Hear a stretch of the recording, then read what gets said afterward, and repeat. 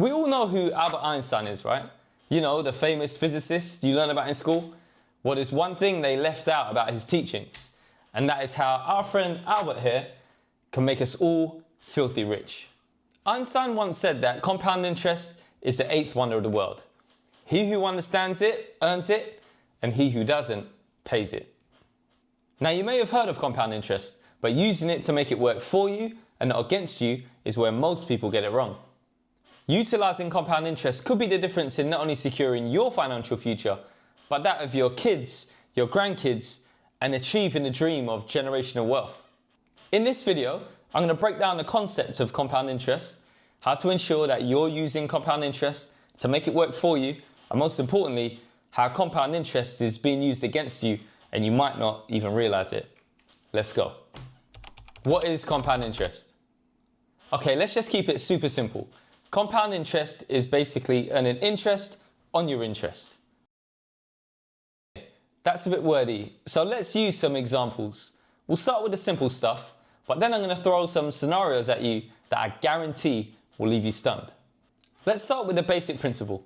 Say you have £100 and you earn 10% on that each year. After year 1, you have £110. After year 2, 10% on your 110 gives you an extra £11, so your total is now £121. So with time, your £100 becomes £259, £673, and after 30 years, £1,745, and you didn't even lift a finger. Sounds great, right? But not quite life-changing. Well, how about this one?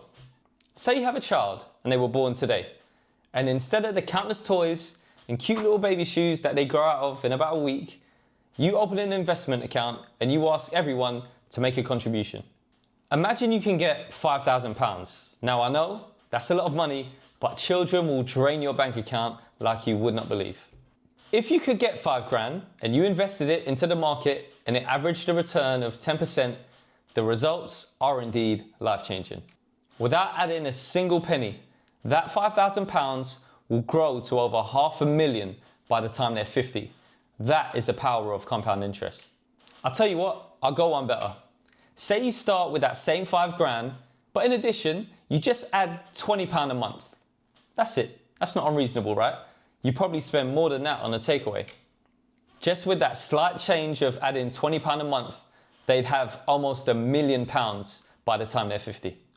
No tricks, no gimmicks, no loopholes, just the pure magic of compound interest.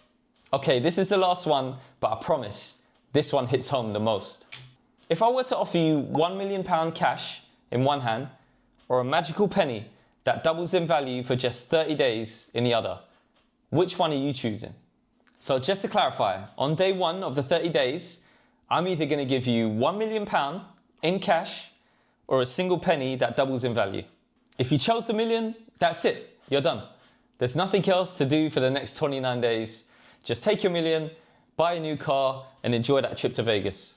However, if you chose the penny, on day 2, it doubles. So you have a grand total of 2p. On day 3, it doubles again. So now you have 4p. On day 4, 8p, you get the picture. Now pause the video right now and drop a comment below. Be honest, which one are you choosing? Now I won't drag this out for too long, but after 30 days, that single penny that doubles would have grown to over £5 million.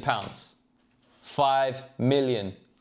Now I know that's a bit abstract, but I really just wanted to hammer home the point of how powerful compound interest is. Now we've covered what compound interest is, which is earning interest on your interest, I just wanted to highlight some key points that sometimes get forgotten about. The first thing to remember is that time is your best friend. The earlier you can start investing, the more compounding will work for you. Think of it like a snowball rolling downhill. At first, it can feel like an age getting enough snow to roll that snowball in your hands and then getting enough snow to roll it on the ground. But give it enough time and that tiny ball will grow into a huge boulder of snow. And as it rolls downhill, it picks up more and more momentum. And in that process, it picks up more and more snow. It's the exact same thing with money. Those first few investments can feel small and insignificant, but stick with it. Give it time, and even a humble amount can grow to a sizable chunk. Just remember, the growth isn't linear. It doesn't go up in a straight line. It's more like a hockey stick.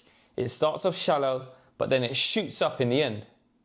Now let's move on to the part of the video where most people slip up. Compound interest working against you. Remember the Einstein quote at the start of the video? Compound interest, he who understands it earns it, and he who doesn't pays it. The sad reality is that most people are certainly paying it. Most of you watching this video probably have one of these. So many people run up their credit cards and only pay the minimum balance. What the banks don't tell you is that the minimum payment barely touches the actual balance. Most of that payment is going purely on interest. The debt or the actual balance hardly moves, and as the months roll on, the amount of interest you pay compounds against you, meaning that you're paying more of your hard-earned cash back to the bank. Oh, and for the homeowners out there, it's the exact same thing with your mortgage. Most people don't realize that those first few years of mortgage repayments are pretty much all going towards interest. The compounding is rigged against you. So many people rush out and try to buy a house, myself included, without truly understanding the numbers behind it. Let me spell it out for you. We'll use a really simple example with super clean numbers. If you buy a house for £300,000, you have a 5% deposit, a 35-year mortgage, and an interest rate at 5%. Of course, your monthly repayments are high, but that is just the tip of the iceberg. Assuming the interest rate stayed consistent at 5% and you made no overpayments, over 35 years, you would have paid back £604,000. Meaning over half of what you've paid back is on interest alone. You've literally paid for the house twice. These are all examples of how compounding is being used against you. There's not much we can do about it. It's the system we live in. But being aware of it is our first step in fighting back. The point I really want to stress and highlight in these examples is the relationship between time and money. That relationship is the key to unlocking the power of compound interest. Sometimes just the understanding and knowledge of how systems work can be quite liberating and give us a sense of control. We can then use that knowledge to pass down to the next generation to make sure that they're not making some of the same mistakes that our parents may have made. So next time you think about upgrading your car on finance, just pause for a second and think, who's really winning here? Is bleeding money on interest payments really going to benefit you in the long run? Or is there a place that you can park that money and let the magic of compounding work for you and not against you? Investing is a great way to start, and if you need some help, here's a link to a video where I'll walk you through the whole process step by step. I'll catch you in the next one, guys.